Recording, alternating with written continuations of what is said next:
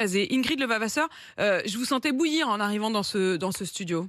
Comme vous l'imaginez, moi je me sens révoltée, en fait, écœurée pour toutes mes collègues qui ont été suspendues à tous les niveaux, hein, que ce soit de l'agent technique, en passant par l'infirmière, l'aide-soignante, le médecin et l'administratif.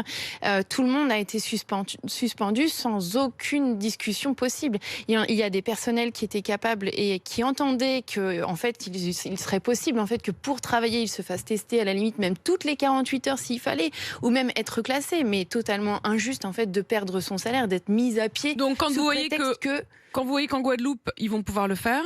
Ça appelle à la révolte. Moi, j'ai envie de dire à mes collègues, mais en fait, on a tout raté, quoi. Ça fait 2 mois que les collègues sont sans salaire, sont chez elles, et c'est à se poser la question si même elles auraient le droit au RSA pour pouvoir continuer à subvenir aux besoins de leurs enfants.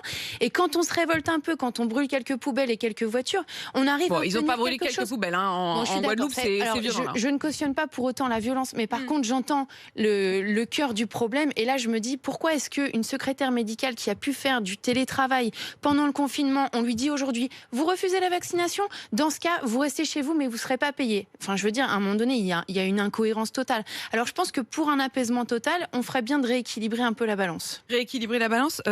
Édouard Martin, quand vous entendez Ingrid qui dit, finalement, on a tout raté, on aurait dû se révolter. Je pense que c'est la sortie du gouvernement qui est ratée. La République est une et indivisible. La Guadeloupe, c'est la République. Et moi, je ne comprends pas qu'il puisse y avoir 2 poids, 2 mesures.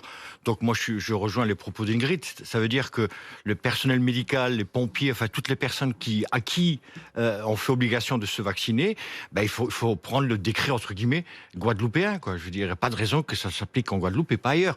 Sinon, la Guadeloupe, c'est plus la France. Ou alors la France, je ne sais pas. C'est une zone de non-droit. On voit bien qu'on approche la période des élections et qu'on va faire du clientélisme. Enfin, ça existait déjà. Mais là, c'est trop flagrant.